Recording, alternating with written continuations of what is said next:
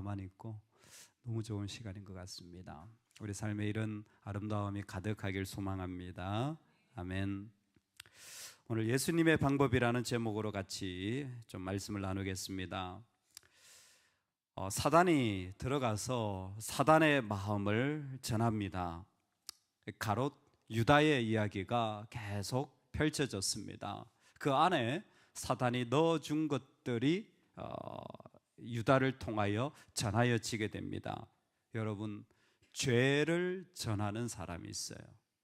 이상하게 사단이 넣어준 것을 계속 이야기합니다.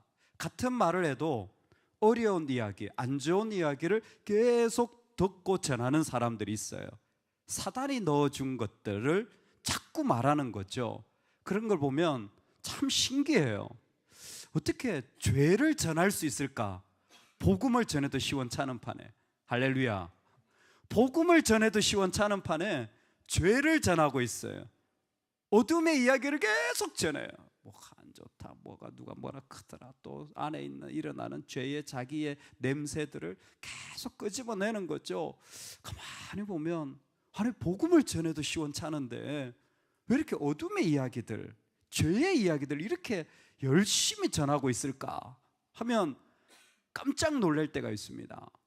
반면에 죄를 전하는 사람도 있지만 은혜를 전하는 그러한 사람들도 있는 것 같습니다. 목사님 한 분이 그러시는 거예요. 요즘 상황이 쉽지 않은데 교회에서 기도하는데 성도님들의 기도 소리를 듣고 힘이 나더라는 거예요. 목사님이 힘을 주는 게 아니라 성도님들의 기도 소리를 듣고 힘이 나더라는 거예요. 그래서 제가 그랬어요. 그런 것 같습니다. 서로 의지하여 세워져 가는 것 같습니다. 내가 약할 때는 또 누군가가 도와주고 또 누군가 약할 때는 또 도움받아서. 근데 그 기도 소리만 들어도 살 것 같다는 거예요. 기도 소리만 들어도. 얼마나 귀한 이야기. 313년 콘스탄티누스 황제가 기독교를 공인을 했습니다. 이제는 마음껏 믿을 수 있게 된 거죠. 그때 기독교가 막 그냥 왕성하게 일어납니다. 근데 딱 50년 지나서 363년에 율리아누스 황제라는 사람이 생각이 달라요. 나는 이 로마의 토착 종교를 좋아해, 이 율리아누스가. 그래서 기독교를 싹 몰아내려고 합니다. 몰아내려고 하는데 계속 잘 되는 거예요. 그래서 신하를 시켜서, 실제로 역사적인 자료가 남아 있습니다, 연구를 시킵니다. 왜 이렇게 기독교가 자꾸 번성하고 잘 되냐, 한번 네가 조사를 해봐라. 그랬더니 그 신하가 어떻게 보고를 올리냐면 두 가지 특징인 거예요. 하나가, 이 사람들이 굴에 들어가 있든 어디에 있든 강력한 영적인 공동체가 됐다는 거예요. 뭐 먹는 거 이런 수준이 아니라 그 예수를 중심으로 영적인 공동체로 똘똘 뭉쳐져 있고, 두 번째가 뭐냐면 이게 사랑의 공동체라는 거예요. 이 두 가지 결론입니다. 교회를 봤더니 사랑의 공동체라는 거예요. 당시에 아이들이 태어나서 쓸모가 없거나 약하면 다 버렸는데 교회는 그 아이들을 다 데려다가 키우더라는 거예요. 돈 있어야 장례를 치렀는데 돈 없는 사람 장례를 기독교인들이 다 치러주더라는 거예요. 가부 혼자 있으신 분들한테 계속해서 섬기고, 전쟁에 나갔다가 이 몸이 다친 분들을 다 하나님의 자녀라는 이름을 붙여가지고 교회에다 다 데려와서 먹이고 하는데, 이게 교회더라는, 깜짝 놀랐는데 조사를 나간 사람이 은혜를 받았어요. 얼마나 귀한 일입니까? 오늘 우리에게 은혜를 전하는 하나님의 사람이 되길 소망합니다. 오늘 주님이 그 길로 우리를 인도해 가시는데, 제가 이렇게 스트레칭을 한 이유가 뭐냐면, 오늘은 끝까지 가야 돼요. 오늘 끝까지, 말씀 끝까지 가야 정말 정말 땡 잡은 거예요. 첫 번째, 한 사람을 볼 때 그를 사로잡고 있는 게 뭔지를 잘 보셔야 됩니다. 여러분, 내가 지금 죄의 어둠을 전하고 있는지. 그러면요, 남편이라도 그냥 찬물을 확 끼얹어야 돼요. 지금 무슨 얘기야? 지금 무슨 얘기를 하고 있냐고. 우리 집에서는 그런 얘기 하지 마라. 아무렇지 않은 친분이 가까워도 등을 돌려야 됩니다. 그런 얘기 하지 마세요. 뭐가 사로잡고 있는 딱 보세요. 주여 어디로 가시나이까? 가장 핵심적인 메시지예요. 주여 어디로 가시나이까? 사실 이 본문은 다른 성경에도 있는데 유일하게 이 구절은 없어요. 그 유명한 코바디스 도미니에라는 코바디스라는 영화의 출발점이죠. 주여 어디로 가십니까? 주여 어디로 가십니까? 이 베드로의 예수님을 향한 질문이에요. 근데 놀랍죠? 앞에 어떤 이야기가 있었냐면 예수님이 자신의 영광을 위하여 지금 예루살렘에 입성하는 이야기도 하셨습니다. 그리고 새 계명을 너희에게 준다는 말씀도 하셨습니다. 예수님의 새 계명이 뭡니까? 서로 사랑하는 것입니다. 이 두 가지를 다 했는데 베드로에게 딱 남은 것은 내가 가는 곳에 너희가 가지 못하리라는 33절의 한마디입니다. 희한하죠? 그 수많은 예수님의 영광과 사랑의 말씀을 전하였는데 베드로에게는 유일하게 너희들은 내가 가는 곳에 오지 못할 것이라는 그 한마디가 그의 마음에 딱 걸리게 되어집니다. 다른 말은 안 들려요. 다른 말은 들리지 않습니다. 이미 그의 마음이 어디로 가고 있는지 예수님은 분별하시는 겁니다. 죄를 전하고 있는지 은혜를 전하고 있는지 그의 마음이 어느 방향으로 가고 있는지 분별되기 시작했습니다. 지금은 따라올 수 없으나 후에는 따라오리라. 이해되시죠? 지금은 따라올 수 없습니다. 지금은 십자가의 영광을 모를 거지만 그러나 주님이 십자가의 영광을 가지게 되시면 그러나 후에는 따라오리라는 것입니다. 자, 여기에서 핵심은 후에는입니다. 주님이 십자가에 죽으시고 나면 그들은 따라 들어올 수 있게 될 것입니다. 십자가가 준 그러면 제자들이 구체적으로 따라 들어가야 할 죄 전하는 사람이냐 은혜 전하는 사람이냐 분별이 되잖아요. 그러면 만약 우리가 정말 은혜의 사람이라고 한다면 그 다음에는 뭡니까? 후에는 따라 들어가야 될 자리가 있는 겁니다. 십자가가 우리에게 준 우리가 들어가야 할 자리가 어디입니까? 하나님의 나라입니다. 즉 예수님은 하나님의 나라 안으로 들어오고 있는지 하나님의 나라 안으로 들어와서 지금 보고 있는지 하나님 나라 안으로 들어와서 살고 있는지를 묻고 싶은 거예요. 여러분 이 세상을 살면서 똑같이 살아가는데 이 세상에 살고 있는 사람이 있는가 하면 하나님 나라를 사는 사람이 있어요. 이 세상을 사는 사람은요 돈이 문제가 됩니다. 그러면 천국에서도 돈이 문제가 될까요 안 될까요? 이 세상에 사는 사람은 내 몸 아픈 게 문제가 돼요. 근데 천국에서도 문제가 될까요 안 될까요? 하나님 나라 안으로 넘어 들어간 사람이 있어요. 놀랍습니다. 기독교 신앙은 하나님 나라 안으로 들어간 거예요. 여러분 들어가셨습니까? 들어갈랑 말랑 하고 계십니까? 아니면 밖에서 윈도우 쇼핑하고 계십니까? 구경하면서 나 저기 들어가야 되는데. 의외로 안에 안 들어가 있어요. 안 들어가 있으면서 살아가는 거 어떻게 합니까? 이 땅의 나라의 것들을 가지고 날마다 씨름하고 있어요. 예수님 분명하셨습니다. 먹든지 마시든지 무엇을 하든지 넘어서라. 너희는 하나님 나라의 영광, 하나님의 영광을 위해 살아요. 인사이드로 너희는 이미 여기 들어온 사람이잖아. 여러분 이걸 딱 분별해 보면 압니다. 이 사람은 넘어섰는가? 여러분 넘어선 사람이 있어요. 돈이 없는데 돈의 문제를 넘어선 사람이 있습니다. 건강이 없는데 건강의 문제를 넘어선 사람이 있어요. 그게 나한테 하나도 문제가 안 돼. 안 아프냐고요? 부자냐고요? 아니요, 그런 개념이 아니에요. 하나도 나한테는 그게 중요하지가 않은 거예요. 넘어선 사람이 있어요. 이걸 다른 말로 하면 후회는 들어왔느냐는 거예요. 베드로를 향하여서 도전하는 겁니다. 지금은 따라올 수 없으나 후에는 따라오리라. 그랬더니 베드로의 정확한 반응이 무엇이냐면 주를 위하여 내 목숨을 버리겠나이다. 세 번째부터는 정신 차리고 들으셔야 해요. 주를 위하여 내 목숨을 버리겠나이다. 똑같은 말을 했던 사람의 앞에 도마가 있었습니다. 우리 주와 함께 죽으러 가자. 여러분, 그때 말은 순교가 아닙니다. 이 말도 순교가 아니에요. 주님이 어려움 당하신다니까 우리도 같이 어려움 당한, 그래서 주님과 떨어질 수 없다라는 말입니다. 사람들이 살기가 등등하여서 지금 죽이려고 하는 분위기 속에 그래? 그러면 우리도 선생님을 떠날 수가 없지.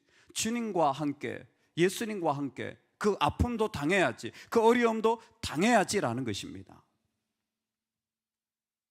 그런데 말씀이 뭐냐면 주를 위하여 내 목숨을 버리겠나이다.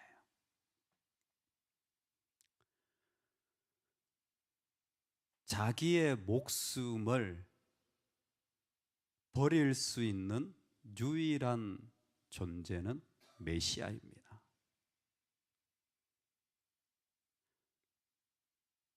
하나님을 위하여 자기의 목숨을 버리는 유일한 존재는 예수 그리스도입니다.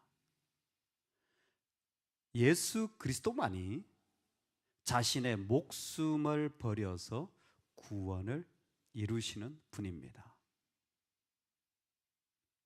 그런데 지금 도마도 베드로도 자기 목숨을 버리는 놀라운 고백을 하고 있습니다. 하지만 그건 메시아 사명입니다. 자,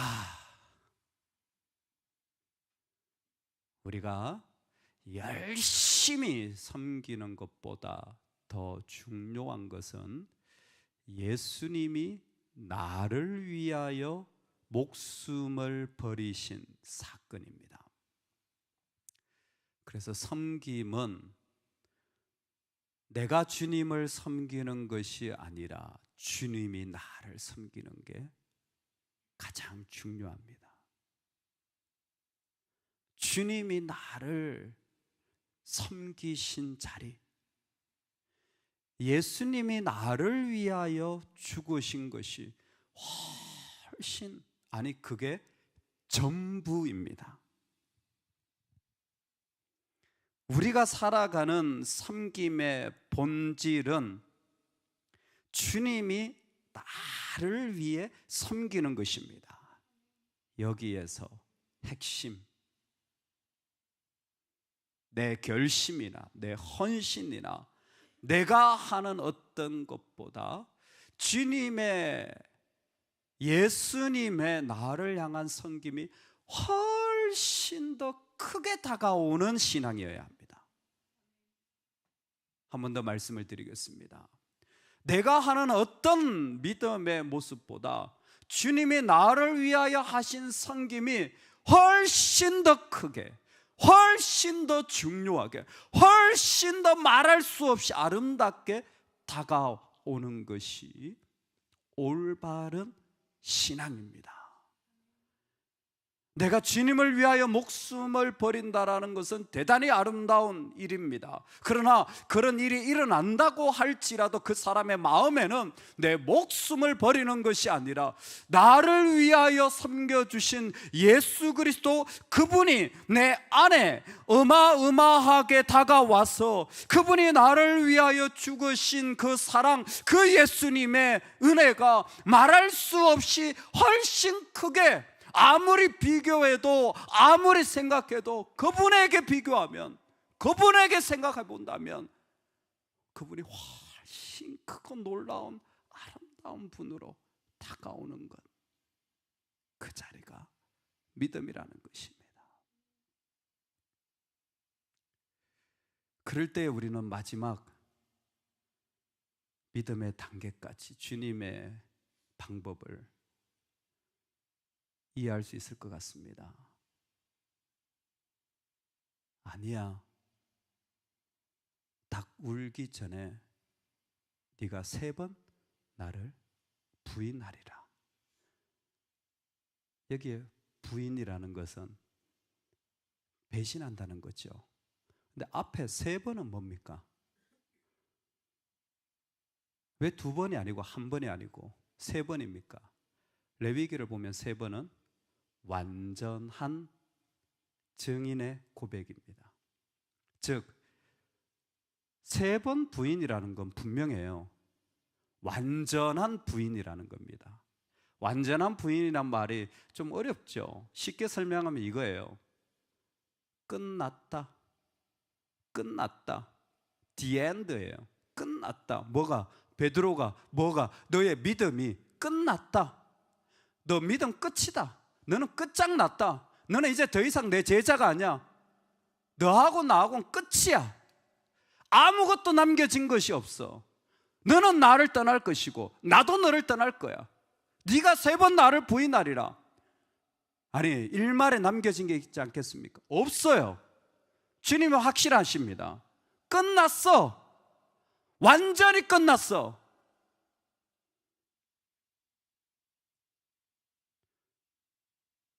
이것은 심판입니다. 이것은 말할 수 없는 징계입니다.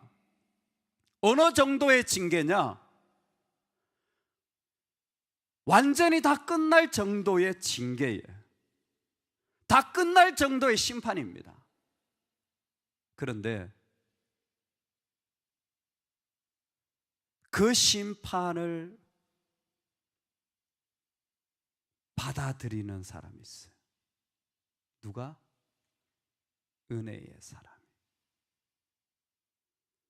그 완전한 징계를 받아들이는 사람들이 있어요. 누가? 하나님의 사람들. 왜요? 네가 3번 나를 부인하라는 건 실제로 일어나는 사건입니다. 그리고 베드로는 그렇게 완전한 심판의 자리에서 예수님에게서 떨어져 나갑니다. 근데 예수님은 어떤 분이십니까? 완전한 심판의 자리에서 자신의 죽음을 통하여 성령으로 생명을 일으키는 분이십니다. 그 완전한 심판을 당했던 자에게 딱 한 가지 그에게 없던 것이 일어나는데 성령의 역사입니다. 성령을 통하여 그는 예수 그리스도에게로 오게 되어지는 거예요. 예수 그리스도를 고백하게 되어집니다. 그래서 정말 하나님의 사람들이 이 땅에 있으면서 완전히 끝장난 자리, 벼랑 끝에 선 자리, 더 이상 아무것도 할 수 없는 자리, 심판이 완전하게 일어났어요. 그럼에도 불구하고 그 사람들은 여전히 뭐해요? 성령의 역사를 기대하는 겁니다.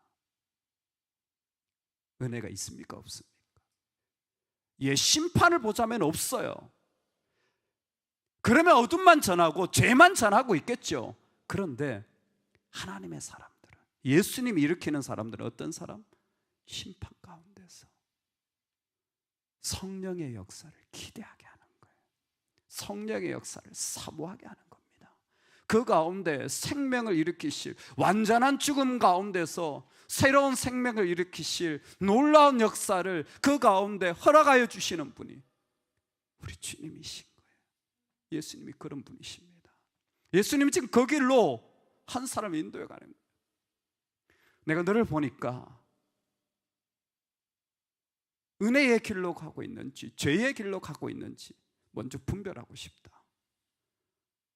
만약 네가 은혜의 길로 왔다고 할지라도 정말 하나님 나라 안으로 들어왔니?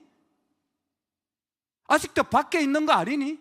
네가 하는 수많은 이야기들이 다 밖에 있는 사람들의 말 아니니? 하나님 나라 안에 있는 사람들의 말이니? 넘어선 사람들이 있어요. 넘어선 사람들에게 주님이 두드리십니다. 내가 너의 어떤 섬김보다 훨씬 크게 느껴지면 좋겠다. 심지어 너의 고상한 목숨을 버린다라는 고백, 아니 그것보다 내가 너에게 한 것이 더 큰 하나님의 사랑, 그리고 마지막으로 다 끝났다고 할지라도 성령으로 일어서는 그 지점, 저는 바로 여기까지 올 때 부흥이라고 생각합니다. 은혜 받았다고 열광하는 게 부흥이 아니라 여기까지 이루어질 때 진정한 살아남이 일어나는 거죠. 그러므로 우리도 묻지 않을 수가 없어요. 주님, 우리가 어디까지 주님을 따라갈 수 있을까요? 어디까지 주님을 따라갈 수 있을까요? 과연 첫 단계라도 우리가 시작할 수 있을까요? 좋은 소식을 전하는 사람인가? 아니면 어둠의 소식만 계속 말하고 있나? 우린 두 번째 단계 들어갔을까요? 정말 하나님 나라 안에 들어가서 살고 있을까요? 아니면 여전히 이 땅에 있는 걸 가지고 살까요? 그렇게 수많은 섬김을 하고도 말할 수 없이 하나님이 크십니다라고 그저 고백할 수밖에 없는 믿음의 그 자리까지 갔을까요? 사망이 오고 징계가 오고 내 인생이 다 끝장난 자리에서도 여전히 소망을 품고 살아가는 자리까지 우리 모두 설 수 있기를 간절히 축원합니다.